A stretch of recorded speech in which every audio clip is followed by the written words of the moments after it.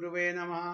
श्री चैतन्य मनोभीष्टं स्थापितं येन भूतले स्वयं रूप कदा मह्यं ददान्ति सुपदान्तिकं वन्देऽहं श्रीगुरुं श्रीयुतपदकमलं श्रीगुरुं वैष्णवांश्च श्रीरूपं साग्रजातं सगणरघुनाथां विदं तं सजीवं साद्वैतं सावधूतं परिजनसहितं कृष्णचैतन्यदेवं श्रीराधा कृष्णपादान् सगणललिता श्रीविशाखां विदंश्च हे कृष्णा करुणा सिन्धु दीनबन्धो जगत्पते गोपेश गोपिका कांदा राधा कांदा नमोस्तुते तप्त कांचन गौरांगी राधे वृंदावनेश्वरी वृषभानुसुते देवी प्रणमामि हरिप्रिये वाञ्छाकल्पतरुभ्यश्च कृपा सिन्धुभ्येव च पतितानां पावनेभ्यो वैष्णवेभ्यो नमो नमः।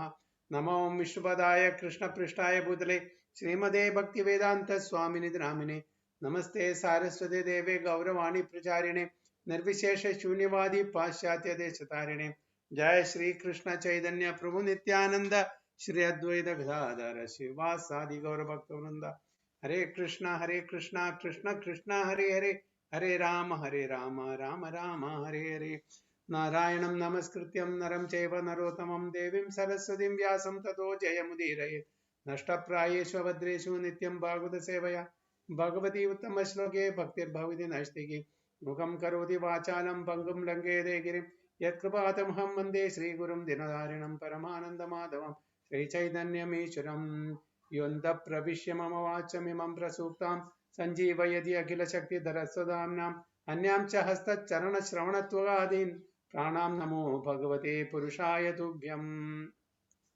तमादिदेवं करुणानिधानं तमालवर्णं सुहृदावतारम् अपार संसार समुद्र सेतुं भजामहे भागवत स्वरूपं परमानंद पाठाय प्रेमवर्षेक्षराय ते सर्वदा सर्वसेव्याय श्री कृष्णाय नमोस्तुमे। हरि ओम तत्सत।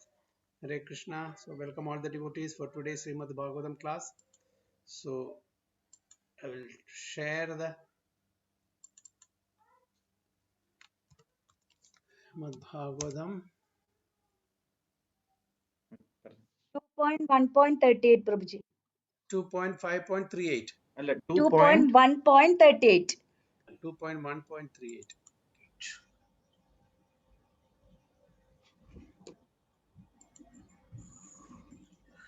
Hare Krishna. 2.1.38.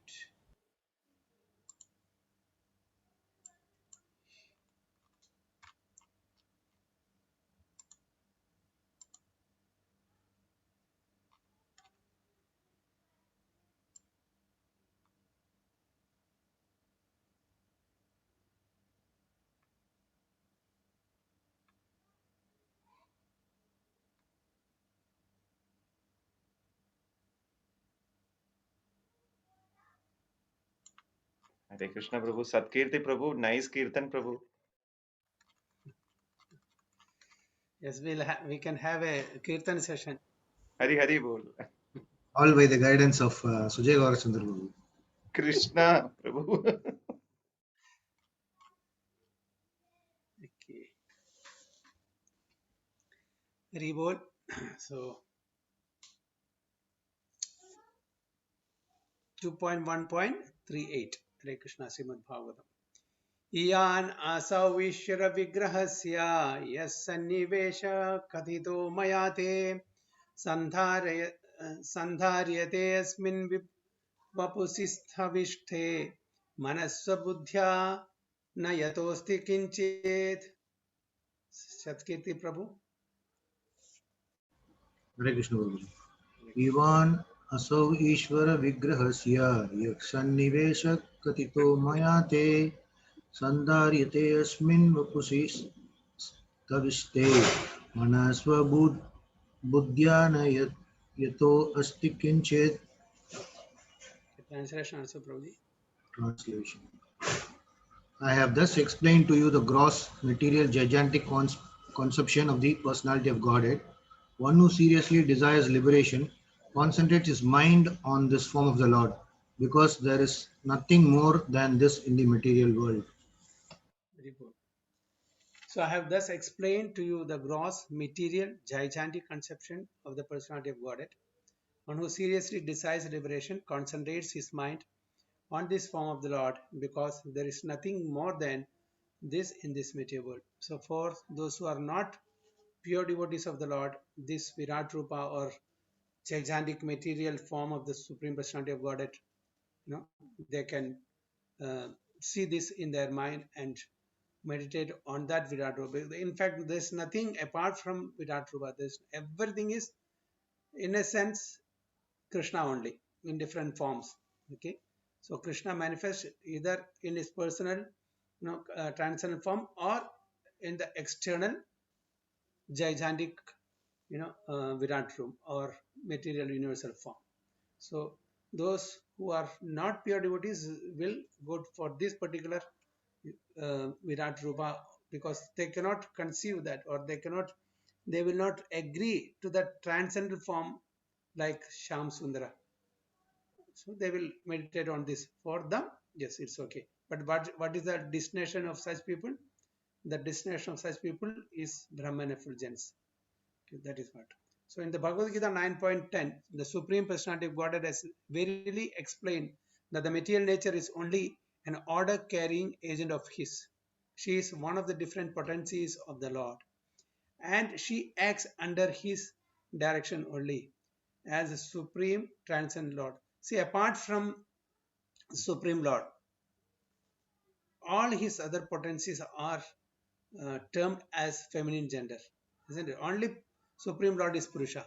Apart from all are feminine gender, because everybody is serving. He is the only enjoyer, Purusha. In the material world, we also try to enjoy. That's why we have this Purusha, the name. We are also categorized in that category because we want to enjoy separately from Krishna. We have the tendency, but the only enjoyer is the Supreme Lord here. The external energy of the Supreme Lord, the Prakriti, is feminine gender. That's why it is said she is one of the different potencies of the Lord, and she acts under His direction only. Maya Adhyakshana Prakriti. Prakriti is feminine gender, although it is his own potency, but he as a person is the only Purusha, is the only enjoyer. All others are his servant.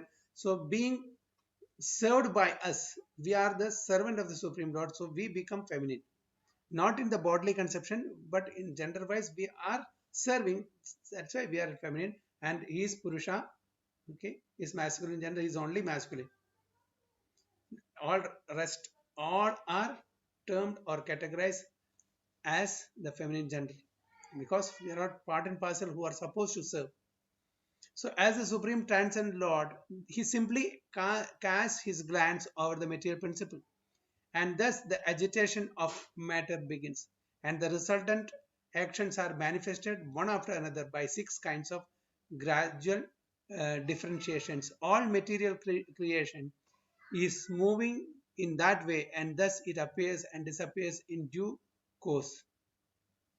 So simply by the glance of the Supreme Personality of Godhead, that glance is carried by his own expansion as Lord Shiva, Shambhu.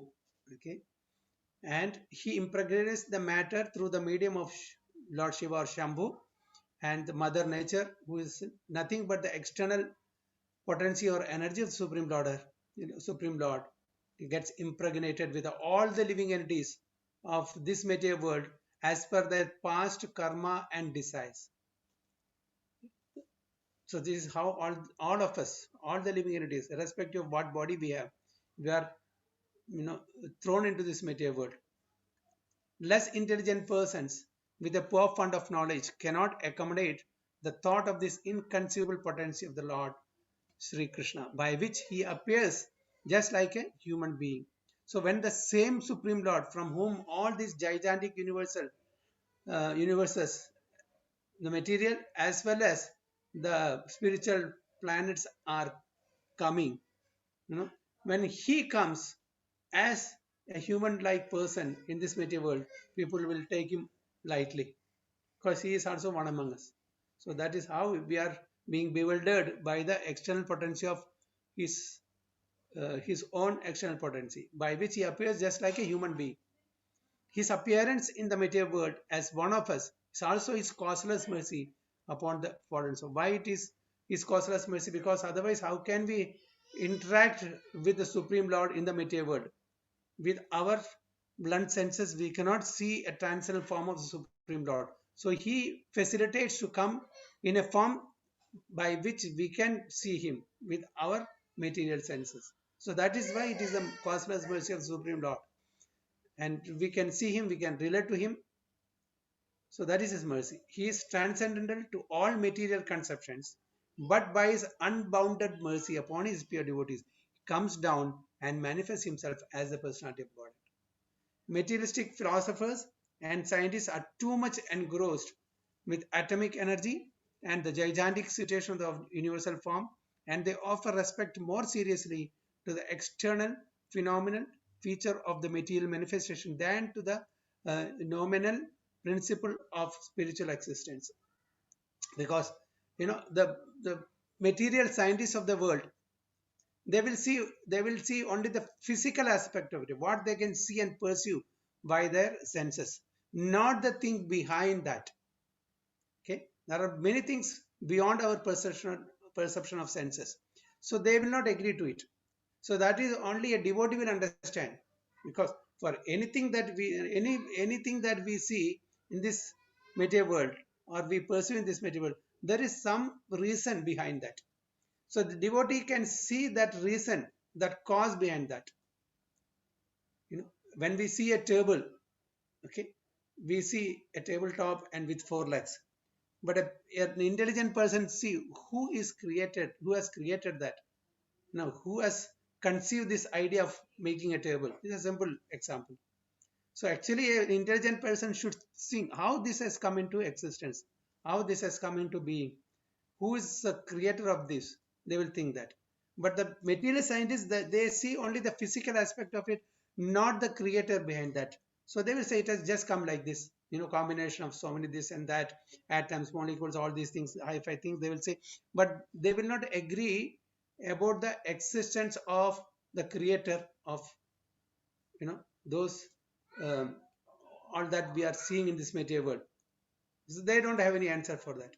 But a devotee, or who has uh, the firm conviction that this world, he has been created by somebody and some super power, supernatural power, and who is called as God, and whom we address in different name according to time, place, and circumstances.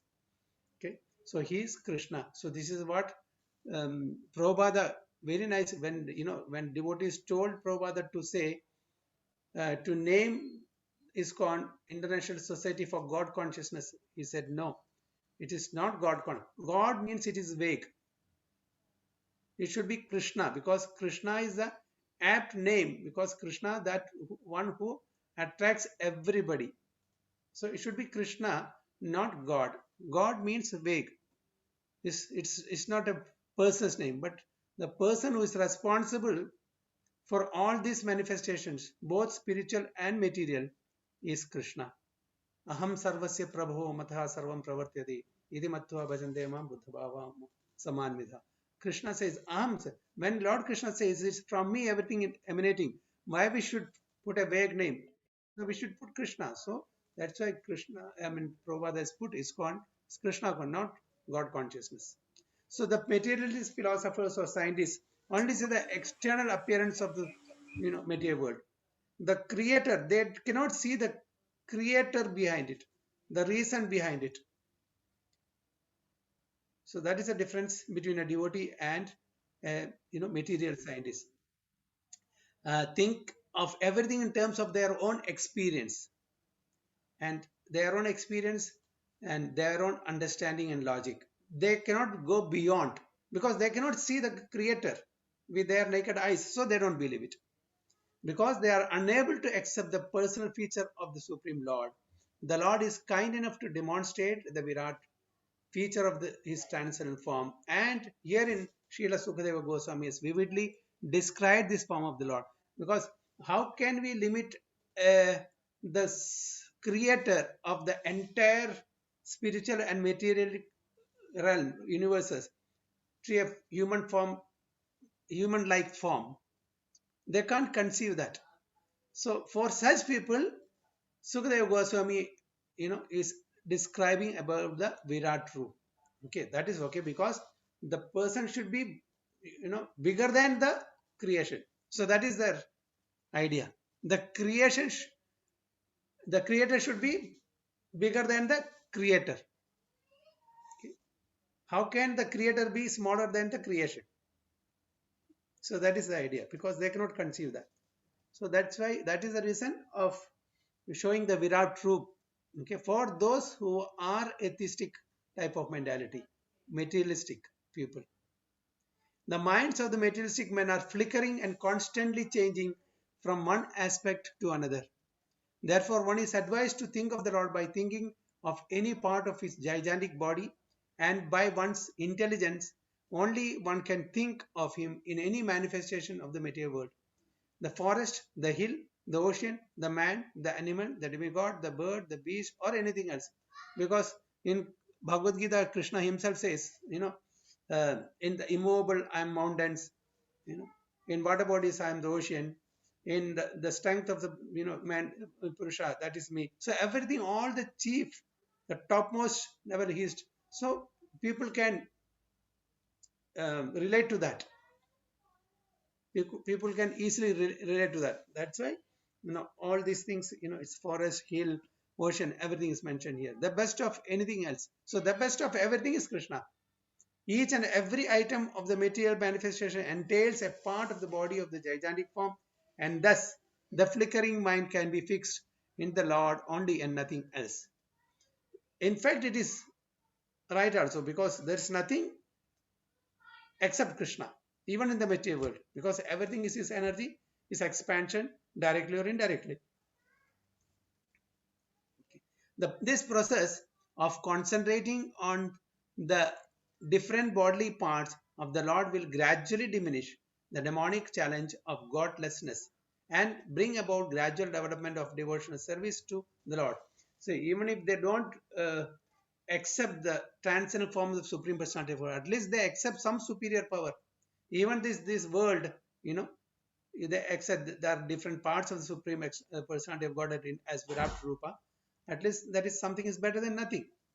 It is better than those atheists that there is no creator at all. Okay. So everything being a part and parcel of the complete whole, the neophyte student will gradually realize the hymns of Isopanishad, which state that the Supreme Lord is everywhere. Okay, is everywhere. He is in each and every atom. He has thousands and thousands of hands and legs and mouths like that. It's everywhere. So he is all pervading. And thus he will learn the art of not committing any offense to the body of the Lord. This sense of God-mindedness will diminish one's pride in challenging the existence of God. Thus, one can learn to show respect to everything, for all things are parts and parcel of that supreme body. So nobody will belittle any creation of this because everything, we are those who treat everything is part of this Virat Rupa. They will respect everything, all the creation, irrespective of whether they are moving or non-moving, mountains or living beings or ocean or rivers, trees and plants, whatever it is. Everything they will respect because they are all part and parcel of the Supreme Lord in one sense. Lord Krishna also says, Mamai Vamsho Jiva Loke. Okay, so he's my this thing. But one is Chara, other one is Achara. One is living entity, one is not living entity, but at the same time his own external energy. Hare Krishna. So any points here?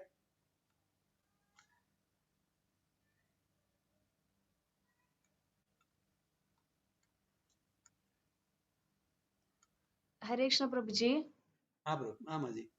Prabhuji, even by showing Virat Rupa also, some people are not believing in They are form they of the are of they are of atheistic mentality.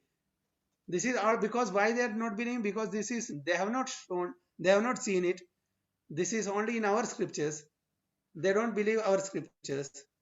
This is for that time, during the time of Arjuna. There were so many people. So they have seen, at least they could believe, oh, okay, this is it. It's not, some imaginary Lord is there, some supreme power is there. But now, this is in our book, in our Grantha. Okay. The people will say these are all man-made. They have not seen Virat Rupa and they cannot perceive that also. They are seeing this, but there is still some class of people who takes the whole material world as Virat Rupa, and that's why the complete description of different parts in comparison to the Virat Rupa, is given. So his feet, his thighs, his chest, his head, and the trees and plants are the what you call hair of the Virat Rupa, and the rivers, the ocean, everything is, they have given comparison to the Virat Rupa. So at least they will let them accept that.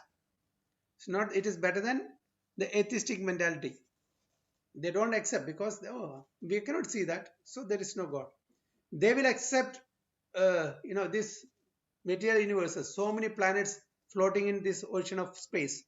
They'll accept, but from where it is coming, they don't know. Who is the creator? They don't know. There is no creator. Just like we are seeing this Burj Khalifa building. If we will ask who is the chief architect, who is the engineer, we will ask. But as far as that, no, it has just come into being like that. There is no creator. So isn't it mad thinking that there is no creator for this Burj Khalifa? It has just come like that. No. So that's a difference. So we know that definitely when there is something, there is a creator. Whatever it is, there is a creator. So that creator, because they cannot see the creator, they say there is no creator. But then they don't have any answer how this is working. Even let us take a small insect, a mosquito. How beautifully it is designed and how its working system is working. Can anyone make that small mosquito? They may make gigantic, plane and all, and spaceships and everything, but they cannot give life to that. So this is because why? Because these different types of people are there. They wanted to enjoy, or they wanted to forget Krishna, the creator, and enjoy separately from Krishna. So that's why they have this mentality. But we have come along. We were also like that. But after transmigrating into so many species and after undergoing so much of troubles and turbulences in our different lives, now we have come to the platform of accepting a supreme power. It's not that we have come a long way. They will also come one day. They have to come. Everyone have to come. But it's in a cosmic duration, it may be a fraction of a second. But for our calculation sakes, it may be billions and billions and billions of lifetimes. As far as Lord Vishnu is concerned, it is just an inhalation and exhalation time, the manifestation and manifestation. But that inhalation is one Brahma's lifetime. That is 311 trillion 40 billion years. So for him it is nothing. Just like Haridas Thakur was asked by, I think, Chaitanya Mahaprabhu. In a sack there are so many mustard seeds in a sack. What is the size of mustard seed? So few mustard seeds drop. Anything will happen. In a full sack of mustard seeds, say 100 kilo, few grams of mustard seeds, maybe 1000 mustard seeds may go from that. Nothing is lost. Like that, in this gigantic manifestation of so many billions and billions of universes, few material universes are there. It is not at all counted. If you take a bucket of water from the ocean, what will happen? Anything will happen? So like that, so billions and billions of universes are there. So in that few, so for him it is not at all counted for as far as the Supreme Lord is concerned. If you have 10 rupees, every rupee matters, isn't it? If you have 10 rupees only, Every rupee matters. A person who is having billion and trillion of rupees or worth dollars or whatever it is, if he loses 10 rupees, 100 rupees, is it a big deal for him? Like that. This is his creation is like that. 3/4 is the spiritual world. Only a fragment, he says, ekamsyana sthido jagat. Eka amsyana sthido. Just a fragmental part of my energy, this whole material universes. So it's nothing for him. But still, he is very, very concerned about the devotees who are staying. Not only the devotees, he is inspiring others also to come back because we are all his children. Unfortunately, we have drifted away from him. We have become disobedient. That's why we are suffering. So he is concerned. It's not that he's not concerned, but we are rebellious. I want to enjoy separately. I don't want anybody to, what you call boss over me. I want to become boss. I don't want anybody's boss. That is the reason we are suffering this material world. And this is going on from time immemorial. So it's all we are in the process of going back home back to Godhead because at least we have accepted the devotional service. We understood that this place is not good for a gentleman, as Prabhupada says. This is not meant for gentlemen to live. We have at least understood theoretically. Now it's a matter of implementing it in our life. So how far? Because and again the Maya and the bondage is pulling us. Don't go, don't go. You have to enjoy a lot. Still so many so many things you have to enjoy. You not to enjoy so many. You have to enjoy more and more. So the Maya is also pulling from one side, and devotees are pulling from the other side. Like that, we are in the midst. Whether we have to go that side. So either obey the instruction of Maya or obey the instruction of Krishna. The choice is only now we are not obeying Maya's instruction nor obeying completely Krishna's instruction also. We are still in the margin.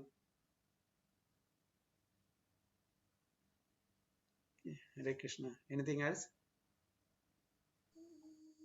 Hare Krishna, Prabhuji. Hare Krishna. Prabhuji, can you please go to first paragraph, please? Yes. Yes, first paragraph of purport. Where Prabhuji, here it is saying agitation of matters and the resultant actions are manifested one after another by 6 kinds of gradual differentiations. Okay, one second. 6 kinds. One second. He simply casts a glance over the material principle, and thus the agitation of matter begins, and the resultant action are manifested one after another by 6 kinds of gradual difference. I think it is coming from false ego to all the 5 gross elements. This is, if I'm not mistaken. It is manifested, no? Yes, yes, Prabhuji. Yeah. Yeah. So when he glances the Mahatattva, actually it is Pradhan is the unmanifested Mahatattva. So, first false ego. Why this material creation is manifested? Because of our false ego that we are, I want to enjoy.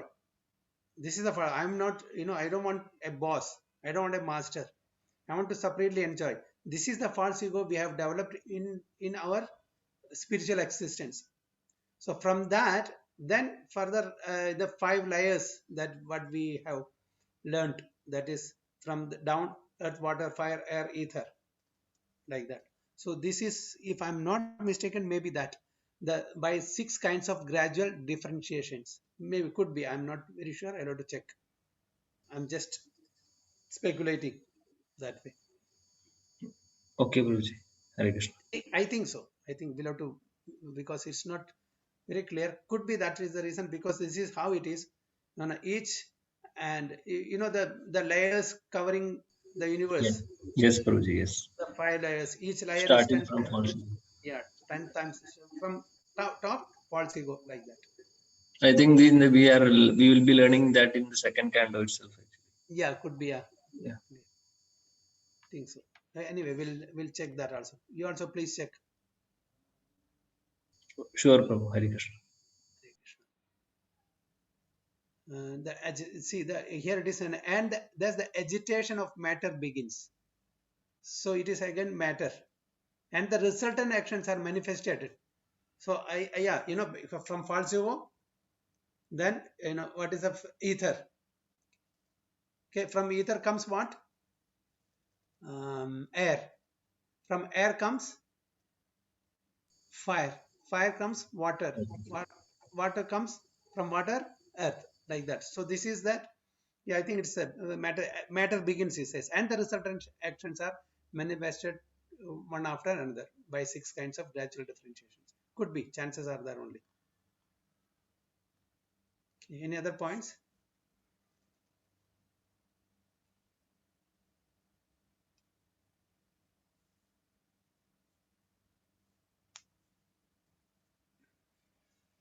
Raju Prabhu, anything? Satkirti Prabhu.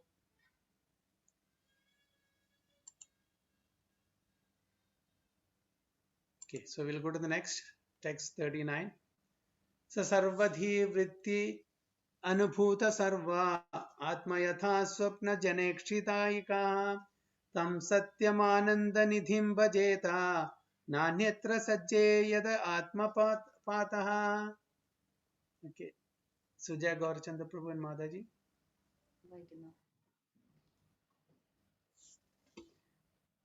स सर्वधीवृत्ति अनुभूत सर्वा आत्मा यदा स्वप्न जनेक्षितैका तं सत्यमानन्दनिधिं भजेता नान्यत्र सच्चेत् यदात्मपादः. Very bold translation, Prabhuji. Concentrate his mind upon the Supreme Personality of Godhead, who alone distributes himself in so many manifestations, just as ordinary persons create thousands of manifestations in dreams. One must concentrate the mind on him, the only all blissful absolute truth. Otherwise, one will be misled and will cause his own degradation. Very bold. One should concentrate his mind upon the Supreme Personality of Godhead, who alone distributes himself in so many manifestations. Just an ordinary person create thousands of manifestations in dreams. One must concentrate the mind upon him, the only all blissful absolute truth. Otherwise, one will be misled and will cause his own degradation. So it is said that one should concentrate upon the Supreme Personality of Godhead, who alone distributes himself in so many. So he distribute himself in different energies and different manifestation. How it is compared? Just an ordinary person create thousands of manifestations in dreams. So we also create thousands of manifestations not only while sleeping, even while awake. Okay, daydream. Don't we see daydream? Sleeping definitely. At least we don't know. But sometimes when we are daydreaming, we don't know what is happening. Totally cut off. So in our daydream also, we are creating thousands of manifestations and we are making thousands and thousands of plans. We even forget, where we are. That even to that extent, we go on daydreaming. So this is like that. The Lord is also distributing himself directly or indirectly or through energy, different manifestation. So very good example is given. One must concentrate the mind upon him, the only all blissful absolute truth. So we can understand from that the only all blissful, because all others are not bliss. It may give you some temporary flickering happiness, and again it is relative. It is not absolute. Absolute means it's for everyone. It cannot be for Sujay Prabhu something and for me something. That is relative. In the material world, everything is like that. Sujay Prabhu is enjoying, some sweet, some particular sweet. The same sweet I may not enjoy. So that's because it is relative. It is in the happiness of the material world. It is relative, but in the absolute realm, the enjoyment is for all same. It's not that you enjoy a certain degree of happiness, and I enjoy a certain degree of happiness or more.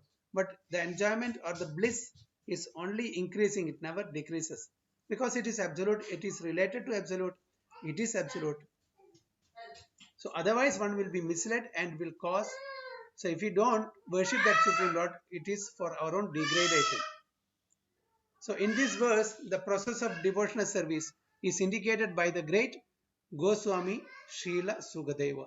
He tries to impress upon us that instead of diverting our attention to several branches of self-realization, we should concentrate upon the Supreme Personality of Godhead as the supreme object of realization, worship and devotion.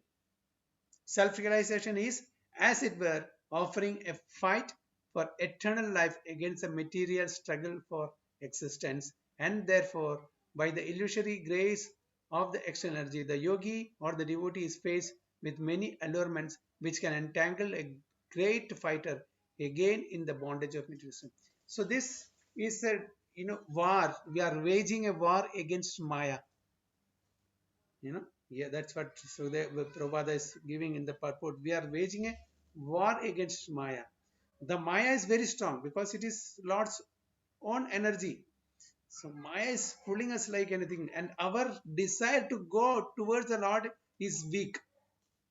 That's why Maya is strong. Okay, why Maya is strong? Because our desire to go towards Lord, to accept the instructions of the Lord, or to follow the instructions of the Lord is weak. That's why we are pulled by Maya. We are going towards Maya. If we are very, very determined that whatever happens, I will not entangle in this bondage. I will not entangle in the Maya Jal. I will stick to the rules and regulation. I will follow the guidance of the spiritual masters, the acharyas. Then we will succeed. But unfortunately, if we don't have the firm conviction, nor faith, nor the determination to go towards Krishna, so Maya is winning over us. Maya is always winning over us. So a yogi can attain miraculous successes in material achievements as anima and legima, by which one can become more minute than the minutest or lighter than the lightest, or in the ordinary sense one may achieve material benedictions in the scope of wealth and women. So when we getting name, fame, possessions, all these mystic powers, we think that that is all in all. Why we have to go to Supreme Lord and be a servant to him? We have to be always in the mood of a servant in relation to Supreme. Whereas here I am getting everything, opulence, name, fame, adoration, appreciation, everything I am getting from this, or from these people of this world. Okay, I have so much of mystic power by which I can show so much of mystic yoga system, anima, legima, everything. I'm getting name, fame, money, opulences, aishwarya, everything. So that is Maya. That is keeping us. This name, fame, possession, everything is keeping us in this material world.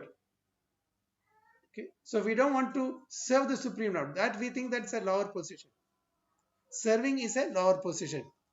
When we are glorified by so many devotees, so many people, okay. That is it. Nice. Very nice, no? Why we should unnecessarily.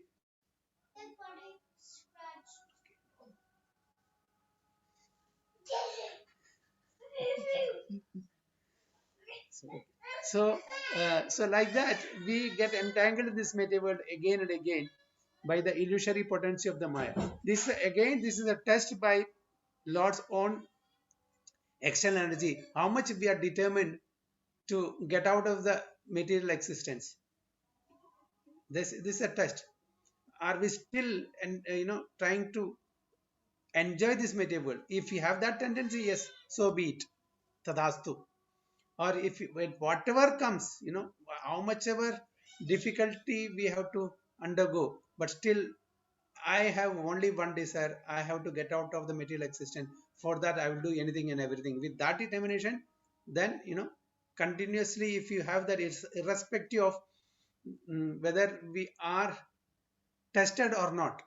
Even if I have to undergo so many difficulties in that process, I will go through it, I will overcome it, I will face it. With that determination, if we advance, then we will succeed in our pursuit. Otherwise, we'll have to give up for Maya. So this test will go again and again.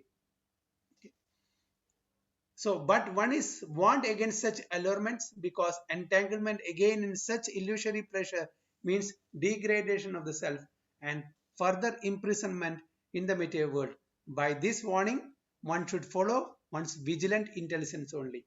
So, Prabhupada is warning us that one has to exercise the intelligence, sumedha, vigilant intelligence, not just intelligent, vigilant intelligence. Only when we exercise that, then we will be able to cross all these turbulences in our material existence, all these problems, all these allurements. So the Supreme Lord is one and his expansions are various. He is therefore the super soul of everything. When a man sees anything, he must know that his seeing is secondary and the Lord's seeing is primary. One cannot see anything without the Lord's having first seen it. That is the instruction of the Vedas and the Upanishads. So whatever we see or do, super soul of all acts, seeing or doing is the Lord. This theory of simultaneous oneness and difference between the individual soul and the super soul is propounded by Lord Sri Chaitanya Mahaprabhu as the philosophy of Achintya Veda Abheda Tattva. So this is the philosophy that we all follow in the Brahma Madha Gaudiya Sampradaya. It's a slow and gradual refinement took place in the philosophy. It's not that other philosophies are totally wrong. A refinement took place from Advaita to Dvaita, the Visishtadvaita, Shuddhadvaita, then Achinta Veda. So slowly, and now that in this Kali Yuga, the Lord Himself came to give.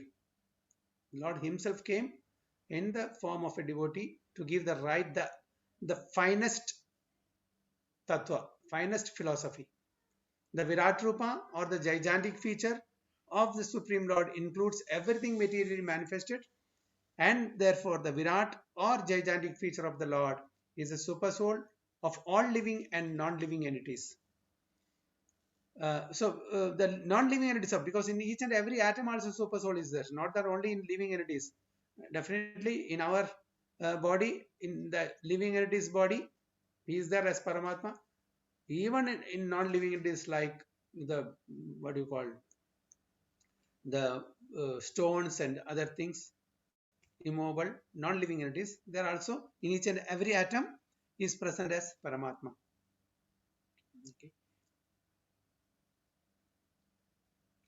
Virat Lord is the super soul of all living, but the Virat Rupa is also the manifestation of Narayana or Vishnu.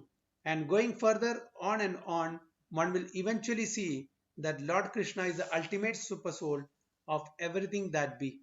The conclusion is that one should unhesitatingly become a worshipper of Lord Krishna, or for that matter, his plenary expansion, Narayana, and none else. In the Vedic hymns, it is clearly said that first of all, Narayana cast a glance over the matter, and thus there was creation. Before creation, there was neither Brahma nor Shiva, and what to speak of others.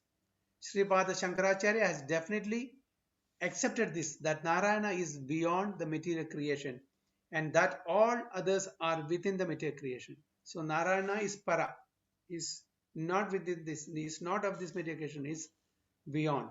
Simultaneously, and this supports the Achintya Veda Abheda Tattva philosophy of Lord Sri Chaitanya Mahaprabhu. Being an emanation from the glancing potency of Narayana, the whole material creation is non-different from him. But because it is the effect of his external energy, Bahiranga Maya, and is aloof from the internal potency, Atma Maya, the whole material creation is different from him at the same time. So this is simultaneous oneness but different. Is the material creation Lord? Yes. Is it? No. Both we can say. So we have to understand that perspective. Although it is emanating from him, he is totally aloof. From that perspective, it is not he.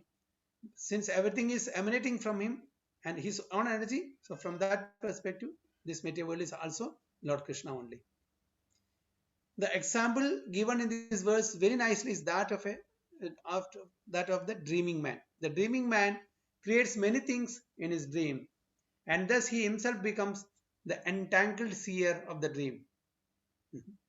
Sometimes we see ourselves being, subjugated or targeted of something. We can see, we are seeing from a different perspective. We are being, put into some problem, and we are seeing it. That's why Prabhupada is telling, dreaming man creates many things in his dream, and thus he himself becomes the entangled seer of the dream and is also affected by the consequences. Uh, we are being beaten up by somebody. Okay? As a separate entity, we are seeing we are being beaten up in the dream. So material creation is also exactly a dreamlike creation of the world, Lord, but he, being the transcendental supersoul, is neither entangled nor affected by the reactions of such a dreamlike creation. He is always in his transcendental position, but essentially he is everything and nothing is apart from him. As part of him, one should therefore concentrate on him only without deviation, otherwise one is sure to be overcome by the potency of the material creation, one after another. It is confirmed in the Bhagavad Gita 9.7 as follows. Sarva bhutani kaunteya pragritim yanti mamikam kalpakshaye punastani kalpado visrajamyaham. O son of Kunti, at the end of the millennium, every material manifestation enters into my nature. And at the beginning of another millennium, by my potency, I again create. So it's very clear. Manifestation and manifestation is coming and going. So at the end of millennium, every material creation enters into my nature. So he withdraws everything. Then he again let it go from him. He manifests. And at the beginning of another millennium, by my potency, I again create. So the millennium here it is mentioned, we can let us agree that it is the Brahma's lifetime. So this is the millennium here, not the yuga that we see here. That also sometimes addresses millennium different. Okay? But here the millennium means it is a Brahma's lifetime period.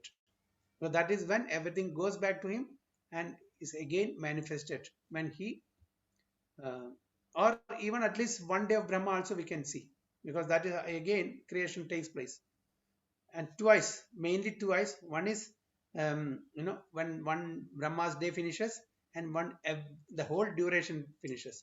Both we can take that into consideration. The Hare Krishna. human life, yes, yeah, Prabhuji. Prabhu, one doubt, Prabhu. So this millennium, which is like the lifespan of Brahma, uh, is that one breath of Mahavishnu, Prabhu? So in that breath, the universe creates when he exhales, and when he inhales, it is finished. That's it. Hari Hari Bol, Prabhu. That's why in our calculation time scale, it will be billion and billion and billion, but for him it is just one breath. So it's very difficult. All these tattvas, philosophy, the scientists cannot understand. Now we can understand if you compare, ourselves and a tiny insect which lives for few minutes or hours. So from the point of view of that tiny insect, to when that insect see our lifetime, it will be like that.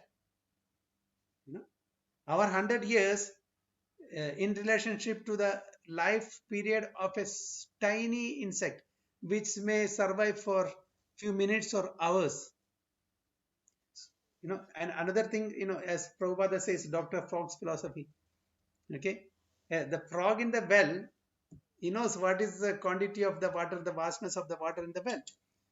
And another frog from the ocean is trying to explain to the frog in the well the vastness of the ocean and in relationship to the vastness of the well. 10 times, 100 times, 1000 times bigger. It is impossible to fathom. So that is only how we can understand this Brahma's lifespan and our lifespan.